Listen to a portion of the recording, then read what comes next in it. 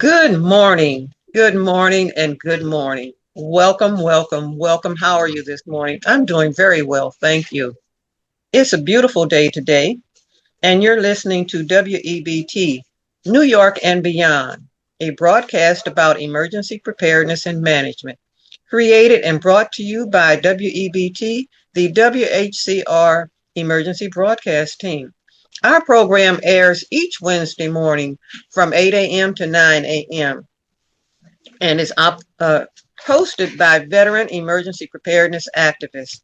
I am Joetta Brown, Division Chief, Community Emergency Response Team in the Bronx Division 1, which covers Community Boards 1, 2, and 3. And also my co-host, Carol Johnson, who is not with us today. She is an experienced emergency preparedness activist. Recently, we have gone through some training out at Randall's Island, as well as attending a New York City Emergency Management Symposium at the Graduate Center of New York. And I'm always going to ask this question: have you, your family, someone you know, your network experienced a catastrophic event, health, fire, flood, or other catastrophe? Our guests each week bring you information which you can use to prepare, manage, and mitigate an emergency. So keep listening to gain this information that you may be able to use. Before I introduce our guest this morning, our guest's name is Hisham Tawfiq, and he has invaluable experience as a fireman. And we're going to talk about fires and how to plan around fires this week. However, we just want to note that this past week, a fire in New Jersey, which it resulted in a school being closed. It happened over the weekend, and by Monday, the fire may have been put out, but the smoke damage and other effects of the fire caused this particular school to be closed. And in addition, while they were fighting the fire, the New Jersey Fire Department ran out of water and had to call to other communities to send water to them. And that's a very frightening aspect, because if you have a fire and you run out of fire, what do? Because that can really affect an entire neighborhood. Additionally, in Inwood, Upper Manhattan, there was a fire this morning that displaced at least 20 families, and there were 3 deaths, with 11 being injured. In any time where there is a catastrophe, whether it is a fire or no matter what it is, then we do not want to hear about or see or have anyone who is injured or who loses their life in a fire. That's why fire is one of the main catastrophes that occur in New York. And we want to give you as much information as possible so that you will not be affected by fires, and you will know how to prevent fires. And if a fire does happen, you will know how to run from the fire.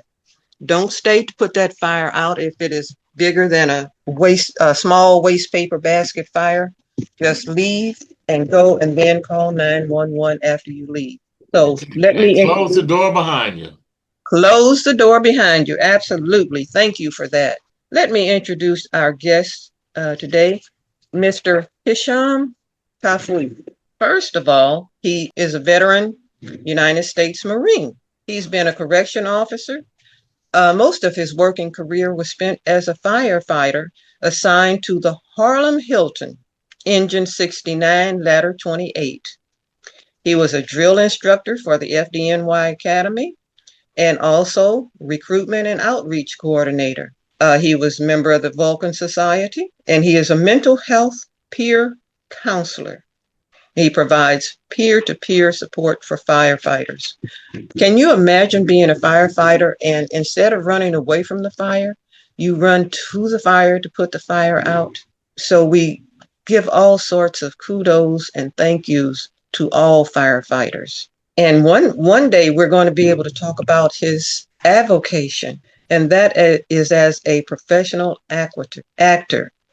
And if you ever looked at the Blacklist on TV, his character was Dimby Zumba. and you will know who I'm talking about. Also trained with the Negro Ensemble Company.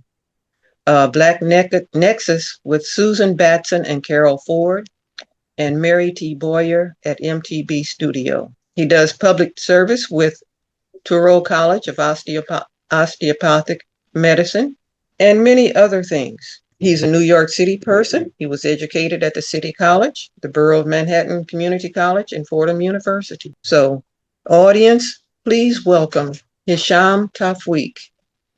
Good morning, Hisham. How are you today?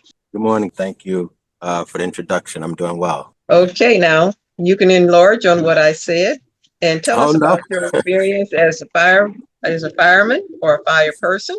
I'm gonna say fireman. Tell us Well, a little bit about your experience. interestingly enough, I was telling the brother that I'm actually in Inwood right now at the firehouse that responded to the fire last night. Because I'm an FDNY counselor. I work with the FDNY CS unit, counseling service unit.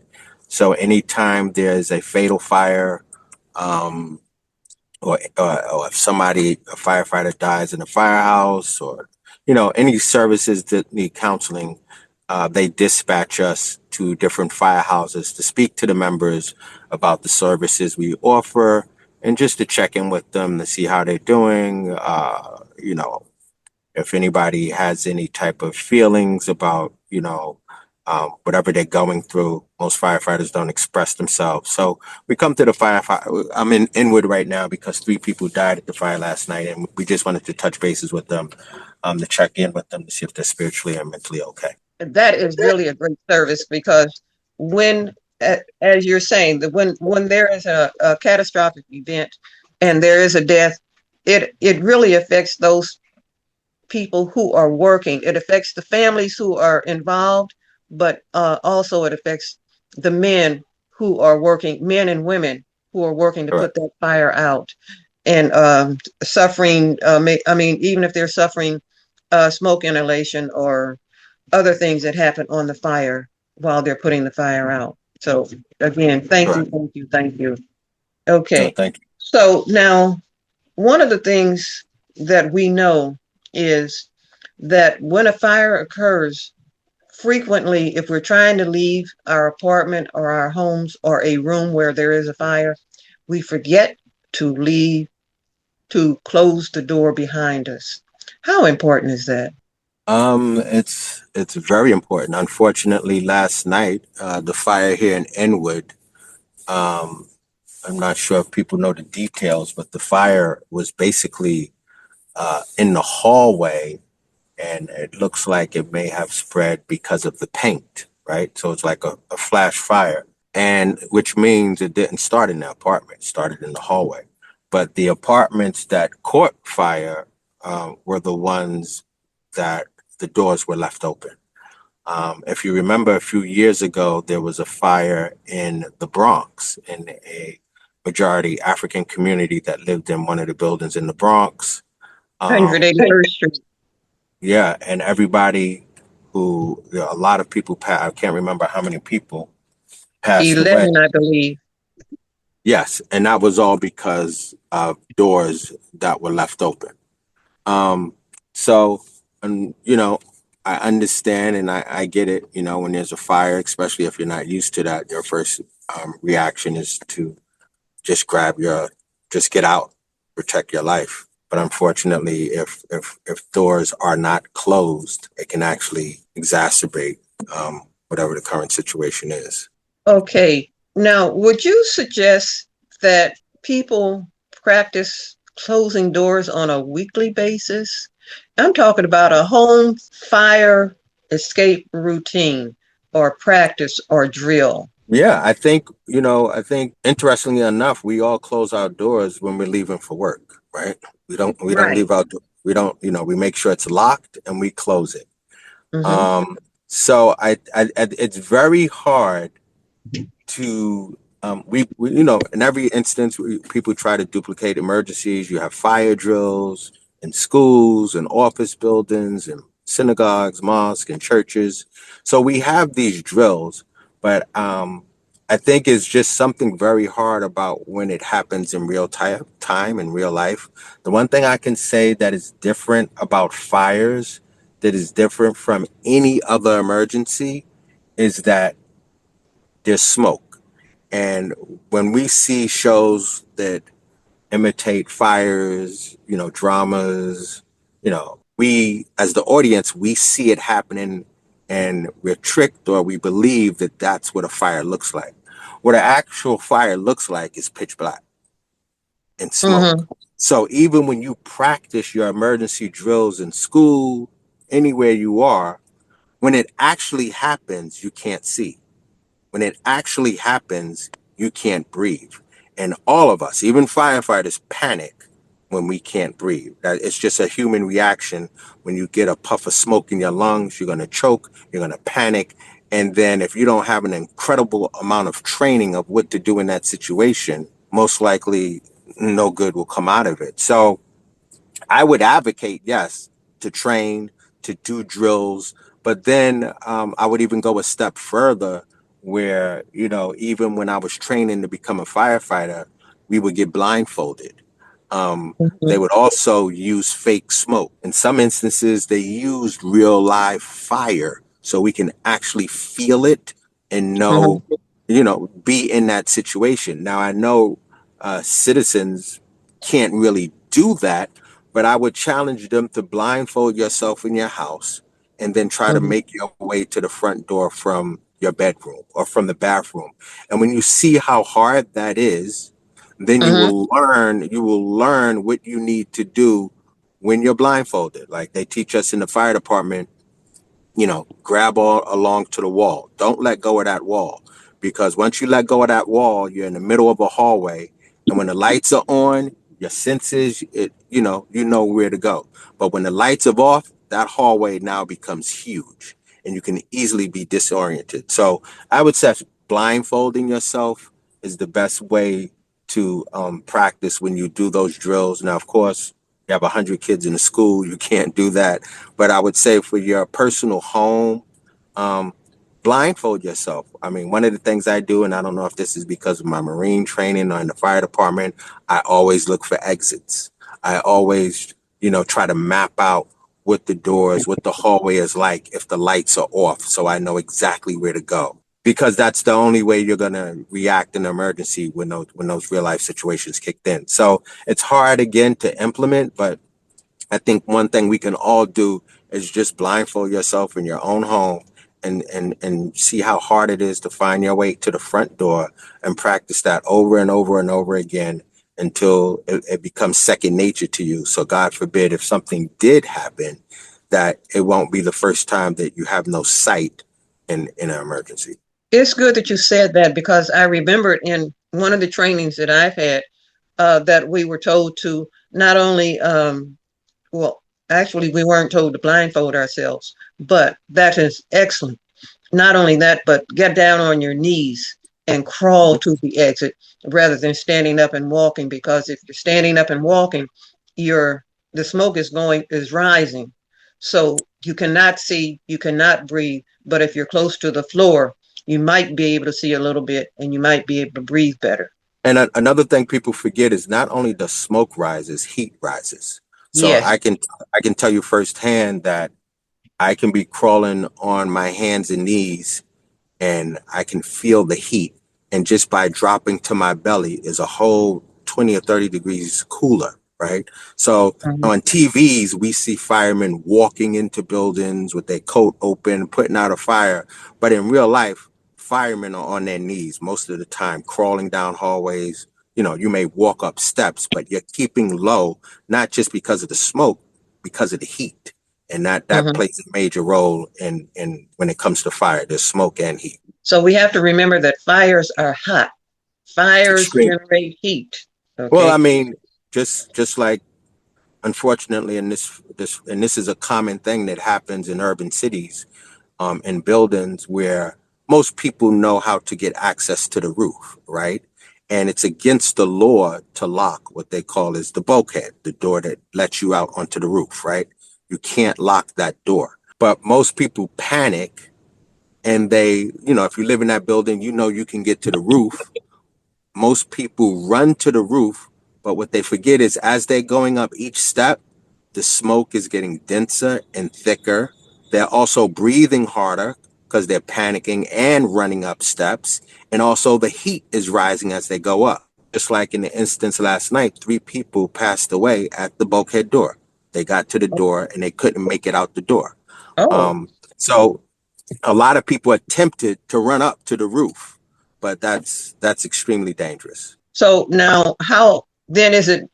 I noticed that people were not able to access their fire escapes because some were trying to access their fire escapes as well.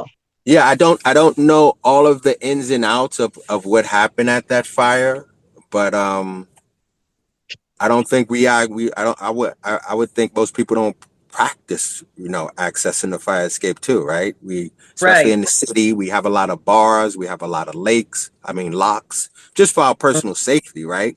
So Right. now you're panicking and you're trying to do something that you haven't practiced doing either.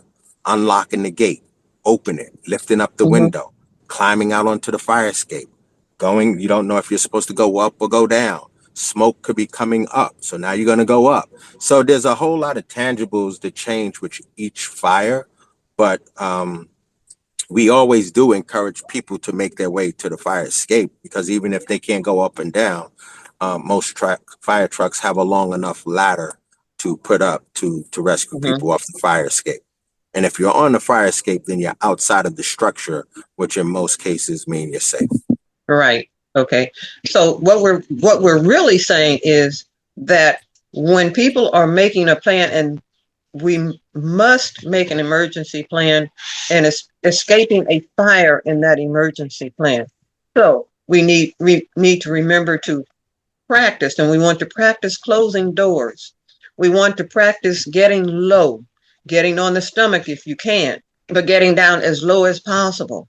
And then practice using your fire escape, getting to your fire escape and knowing how to open that fire escape, knowing where that key is kept. Okay, can you tell us a little bit? Now, you said that this fire perhaps started with paint, so that there had been a recent painting of the building? I don't know all of the details, but I mean, a quick Google search can show you, I think in maybe the early 90s, the same thing happened in a lot of the housing projects. They were using a flammable paint. Um, so Oh. as soon as that paint is exposed to heat, it's just a matter of time before there's a flashover. And if you have a paint that's flammable, you can just imagine it's just like a blowtorch. The whole place will just light up. And Mm-hmm. even though, in housing projects it's concrete, that heat is unbearable, which is why a lot of times in housing projects, we tell people if you stay inside your apartment, you're fine. But Right. most people panic and just want to get out. Right. But when I believe, and I think, I don't want to I don't have all of the details. I'm just speaking Mm-hmm. on some of the things I've heard, but I do know that it's happened before where there has been flammable paint in certain buildings and it creates like a blowtorch type of effect and just scorches everything that, wherever the paint is, that's where the fire is going to run. So we're just surrounded by all sorts of dangerous types of situations, and it really is incumbent upon each person and each family to be aware of these things that can happen. Not that we want people to live in constant fear, but we want people to be aware and people to practice. And if the more aware we are and the more we can practice, then the less likelihood of an injury or a death occurring. Absolutely. Absolutely. Now, let's talk a little bit about smoke alarms and um, the top causes of fires, and how to use, and what about appliances and keeping flammable items away from different places. Well, I mean, a lot of, I want to use the word common sense. Uh, but I think what I've experienced as a firefighter is that, New York City is a melting pot and we have people who, well, I can't even say that. There are people in the city who just don't know, but then we have a lot of immigrants and people who move here who are not used to 20-story buildings and 10-story buildings and gas and cramped apartments. So it's a whole different lifestyle. But when it comes to, anytime you're dealing with fire, the common sense is to take precautions, right? Hmm. And that doesn't mean that means, especially when you're dealing with gas, you just have to be careful at all times. And I think we kind of get lulled to sleep with, the stove's going to come on, the stove's going to go off, right? Right, But there's so many things that can happen, and usually fires come from us just being not paying attention, right, and becoming right. complacent. So your towels, your napkins, all of that type of stuff. If you smoke, the ashtrays. I can't tell you how many fires start from just people smoking and falling asleep or flicking a cigarette here, and like there's all of the things that we don't pay attention to. So my main thing is anytime you're dealing with fire, it's almost like instead of becoming complacent, you need to really become more alert. And just be aware Yes. of be aware of your surrounding. We're dealing with e-bikes now. We're dealing with, I think as each generation comes, there's a learning curve of fire safety because we're dealing with things we don't know about. We weren't prepared for. So, Mhm. 30, 40 years ago, we didn't know about e-bikes and batteries and plugging them in and them being overheated and being combustible. So we're reacting to things that we weren't trained for. So, but at the end of the day, we should all just be aware of what we plug in, leaving the stove on, leaving it off. It's going to be hot for a period of time when it is off, keeping flammable liquids and items away from any type of fire or electricity or sockets or all of that type of stuff. Okay, and we want to put in the use of extension cords in that mix as well. Absolutely. Absolutely. I'm not too knowledgeable on, well, I will say this, make sure you get your extension cord from a legitimate place. I know, especially in the Right. cities, we have a lot of dollar stores, 99-cent stores, people who may Mhm. not be able to afford a $35 extension cord. So they go and Cord. get the $10 extension cord. But Hmm. there's risk with that, but I understand that there's a cost with that. So Yeah. it's very hard for me to say be safe. Well, it's not hard. I want to say be safe, get the $40 extension cord. But I also understand if you don't have $40, but what's the alternative? So I think there's work that has to be done on both ends to make those type of things available for people who can't afford it, or just making those things that are dangerous illegal and not be used at all. And I think it's a combination of education and, whether it's human resources or the city becoming involved and noticing that, people can't afford certain things, which expose them to things that are not good. It's the same thing when we talk about food in the city. We just know that in poor neighborhoods, there's a lack of nutritious food, right? In rich Right. neighborhoods, they don't have, all of this stuff, the garbage that we're eating in the city, and we know that affects our health and follows us down, years to come. So it's the same thing when it comes to all types of safety that we take in our homes. It's just certain things we can't afford, so we take on things that are more dangerous. Yes. So I think that if we could say a rule of thumb, that we have to be very careful about what we accept and what we do not accept. And there are different organizations that can rally our legislators to pass these rules of law that will stop these things from coming into our communities. But again, you say that we're talking and we're saying that if an immigrant family just moves to New York City, and audience, we're talking about New York City right now, but we're also talking about any inner city that Mm-hmm. if or actually anywhere that especially if people are coming from outside of the United States and are not really informed about the amenities that we have here in the United States, there is a sponsoring organization that really needs to orient them as to what can happen. And Mm-hmm. because I remember just using as an example, when I purchased a house, I had lived in a house all of my life, but I wasn't responsible. But as I became an adult and wanted a house, I did purchase my own home. And the thing that the sponsoring organization did for the homeowners, because it was many of us, they had classes, and they had classes on home ownership and what home ownership was like.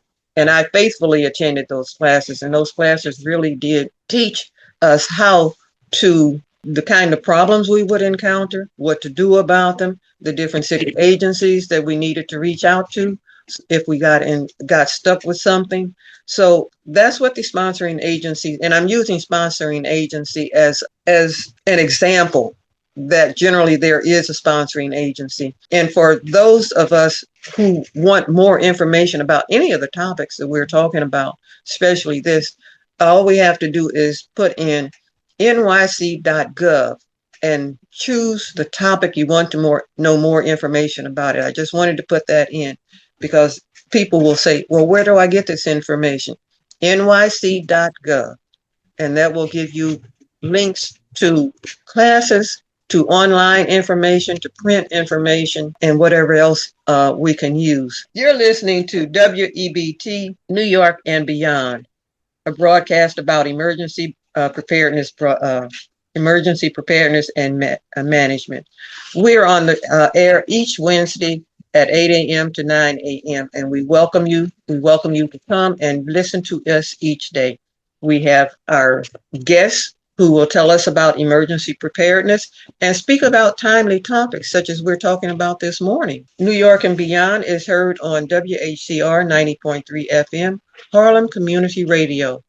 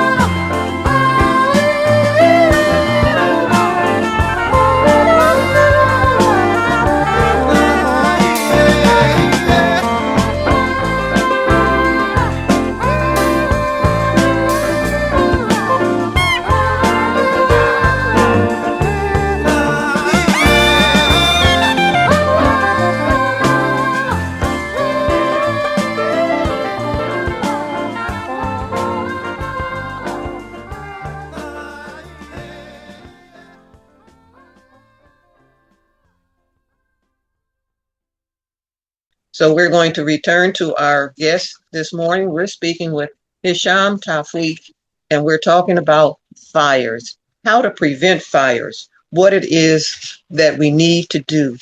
Uh, Hisham, tell us Yes. the um, if you were talking to a family, um, hmm what would you tell them? As far as Planning. Let's talk planning. A new family, family new to the city. a family new to the city, I would, I think I would, you know, I think community is important. And what I've learned is me being a fireman, talking to someone who's new in the city, um, might not reach them as well. Um, but I would think that if they have family here that has been there longer than them, Mhm. then I would ask them, one, to check in with that family just to learn the ins and outs of overall city life, safety, personal safety, and then personal home safety and protocols and procedures. And I think if they heard it from someone like them first, along Mhm. with a city official, then I think that would resonate better, if that makes any sense. Yes, it does. Because I hear you saying that you would, even if you could, say if you were talking to a new family, newly newly being introduced to the city, that you might even ask them to bring a family member, if there is such a family member or a relative, to the conference with them, so that they could Mm-hmm. explain what you're talking about. And then you would also have resources to give them, that they can go to an organization that would have that would have information and be able to help orient them to the city. Um, I'll give you one quick example. It wasn't even fire related. I remember I had an incident where there was a family from not the United States, and they were new to air conditioners. So they plugged in the air conditioner and put it on the floor, and there was a leak coming from one floor to the next, because of the air conditioner. Now, you and I know that an air conditioner drips a considerable amount of water. It has to be put mhm. out the window, and even out the window, it can drip down. It can destroy the window sill. It can leave. We know that, We but know that. someone from outside of the United States might not know that. So it's Mhm. if it's a little thing like that of putting the air conditioner on the floor, which we think is common sense and not acceptable, that they honestly didn't know about. Mhm. So, and there's probably a million other examples I can't point out or miss, but I know that culturally, there's going to be a different way of life and living, and a different way of using things that they don't use in their country. So, I think it's very important for them to touch bases with their community that's here, touch bases with the church, the mosque, the synagogue, and really get educated on all of the different nuances of a city that is foreign to them, a country that is foreign to them. You are absolutely right. Because along with that air conditioner, they may not know. Again, they're going to the local dollar store because that fits within their budget, and they Mm-hmm. don't know about the UL regulations on wiring. They don't know that even though that um, wire in the dollar store may have a UL tag on it, but is that a safe UL tag? It may not be. So they need to know to go to the hardware store to get a certified UL labeled extension cord if they need an extension cord. And they're going to need an extension cord because one of the things that we tend to do, even if we are um, born in the United States, is when we have a television in each room, we want electricity to provide for that television or for that electronic device, whatever we're using. Hmm. And then too, in the winter, many people are colder than the temperature is outside or the temperature that's being provided in the home or the apartment.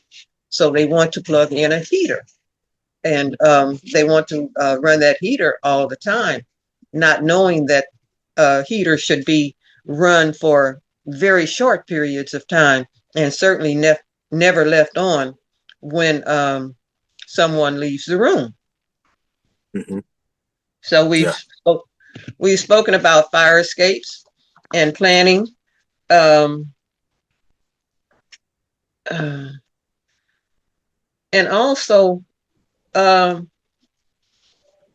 you spoke about a 20, a 10, or a six-story building. Can you explain a little bit more about that and how they should know their building and getting upstairs to the, you called it the dome of the building or the ridge of the building or to the Yeah. roof? Yeah, it's called a bulkhead. So Bulkhead. yeah, I mean, like in the city, we have a whole lot of buildings, right? We have brownstones, we have townhouses, we have multiple dwellings that are 5 floors, we have walk ups, then you have, projects and, that are 10 stories, 20 stories, 30 stories. So you have all of these different type of buildings, mostly buildings that are over 6 or 7 feet. Now you're working with standpipes, and standpipes are what the fire department hooks up to get their water to fight the fire in that building. Usually they might have a sprinkler system in there. So a lot of things to look out for, especially when it comes to, let's say, a fire in a building over 6 stories. Even as firefighters, we don't even get, in certain cases, we won't get in the elevator to, if a fire, and I don't, it's been a while since I've been on the job. I retired over 10 years ago. But if I remember right, I think if there's a fire and it's 7 or 6 stories um, and below, you don't get in the elevator. You walk up the steps because there's just too many things that can go wrong. And if you, a quick Google search will show you that in some instances there are people who have gotten stuck in elevators and died just because if there's a fire, there's a lot of things going on, right? So there's been many cases where I went to a fire that's on the 13th floor and I had to hike, right? We Mm-hmm. can't take the elevators. And hiking up, I know I have to watch how I breathe to make sure that when I get to the 13th floor, I'm not out of air to fight that fire. So, and it's the same again with people who live in buildings that are 13 stories, or don't use the elevator. I would definitely, if you can, take the stairs down. Now, it's a scary situation because if the fire's on the 6th floor and you're on the 13th floor, you're running down the stairs and all of a sudden you hit smoke, right? And then you make a choice either to push through it or turn around and run back up. And that's why a lot of the advice is when you live in these 10, 20, 30-story buildings, they say shelter in place. Just stay in your apartment, maybe put a towel by the door, no smoke could get in. Like other than that building collapsing, you're going to be safe as long as fire doesn't and smoke doesn't get into that apartment. But the case with the fire in the Bronx and the African community, a lot of these big buildings also have what they call fire doors. So you'll have a long hallway, you'll have a door, and then you'll have another part of the hallway. And I believe some of those fire doors were left open, and they call them fire doors. So if there's a fire, that door will prevent fire and smoke from going to the other side of the hallway. But if you leave that door open, now the whole hallway is exposed. So I wouldn't expect a normal person to know that, right? So it's those type of things you just have to be aware of. You have to be aware of what type of building you're living in. If you're living in a brownstone, most brownstones don't have fire escapes, right? So now that's Right. a whole nother type of planning that you have to do when you're, you know, up on the 3rd floor and a fire breaks out, right? Most fires, if you live in Queens or you live places that have multiple dwellings and private housing, they don't have fire escapes either. Some people put bedrooms in the attic. They put bedrooms in the basement. Um, And we've heard of many fires that have happened in that where people have died, and those are usually immigrant families where they're trying to accommodate family members and they set up a room in the basement that has no exit and no windows.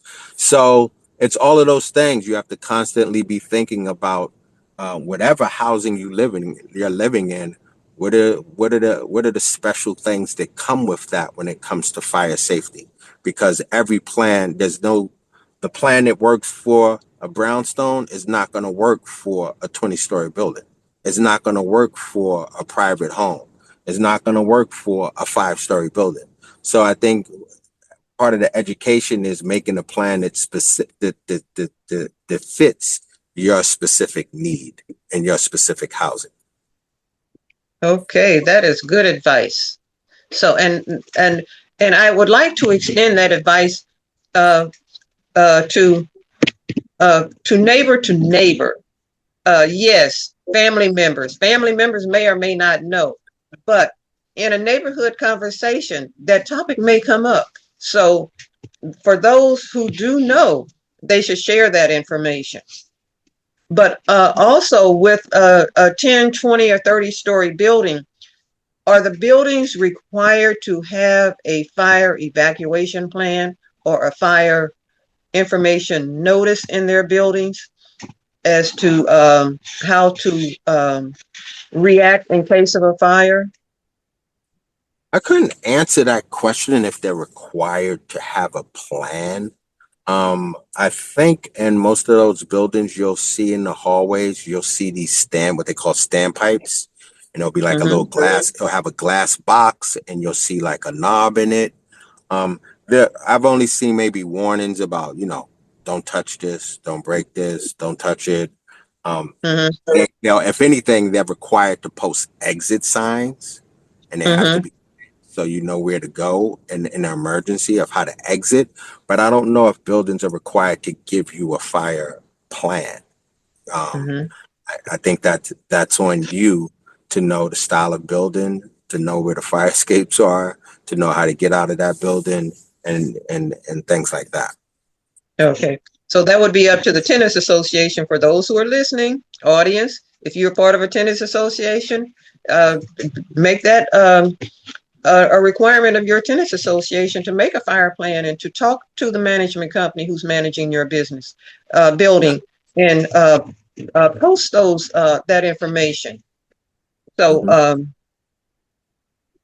that would be very helpful for some of these fires, possibly.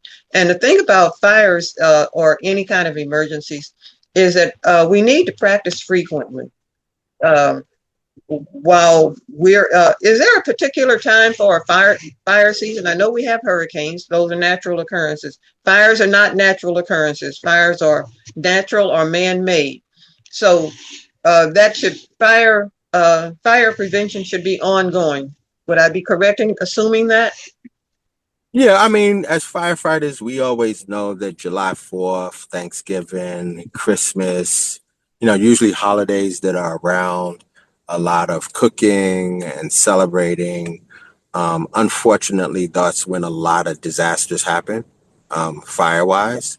Mm-hmm. But then again, I also, if you look at the times, I think even right now, I think New York City has had a number of major fires in the last couple of weeks. And this is relatively spring, summer, right? Where Yes. people are not using a heating element to basically heat up their homes. So I also think that when we look at economic times, right? When people don't have jobs, with no money and no food, um, that is also another element that can also add to a fire season that's unexpected, right? Um, Mm-hmm. then you have other elements of, just landlords who use the cheapest paint, the cheapest material, don't upkeep the fire escapes, which add to disasters. So there you have fire seasons, but then you also have these conditions that no matter what the season can make a fire season, if that makes any sense. It does. It does. It does. Again, know your building. Know the kind of building that you live in. Practice. practice the rules and regulations for being safe in your building, no matter what kind of what might happen. And because we're talking about fires, be aware of the causes of fires. If you're cooking, if you're heating, if you're running air conditioners, if you're running extension cords, be aware, be aware, be aware, and pay close attention. So, Joetta, we're just about out of time. You might want to ask our guest if she has any final comments or suggestions for our audience. Okay. Tawfiq, Hisham, No, I do think you have any final suggestions? No, Advice? I think we covered a lot of it. I think the main thing is to be aware and to be proactive. And I will say this as a Black American growing up in the city where the firehouse was unknown to me.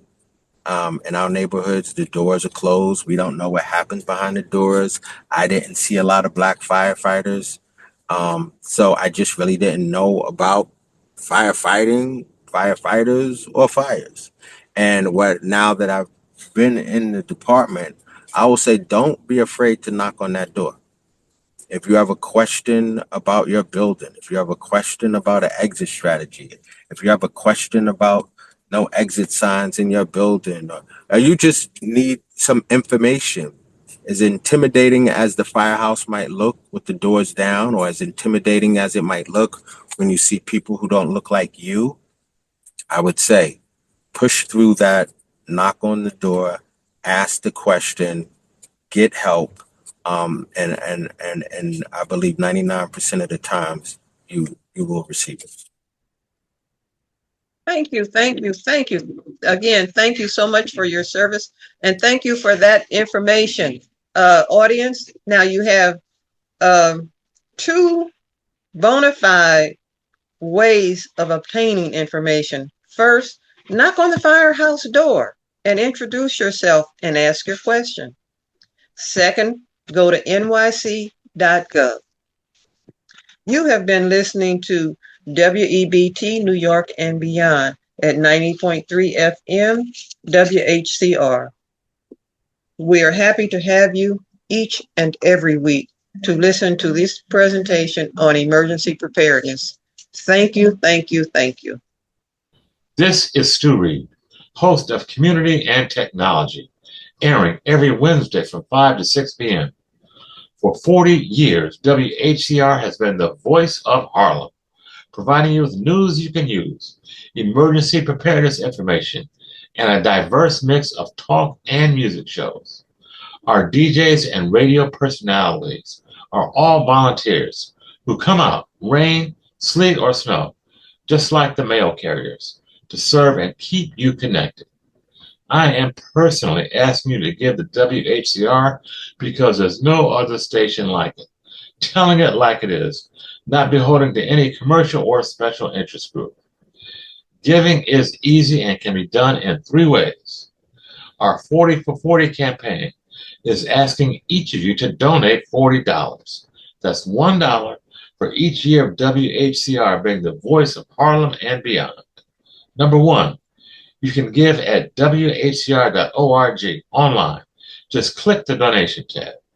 2, send your check or money order to WHCR FM Radio, 160 Convent Avenue, NAC Building, room 1/513, New York, New York, 10031.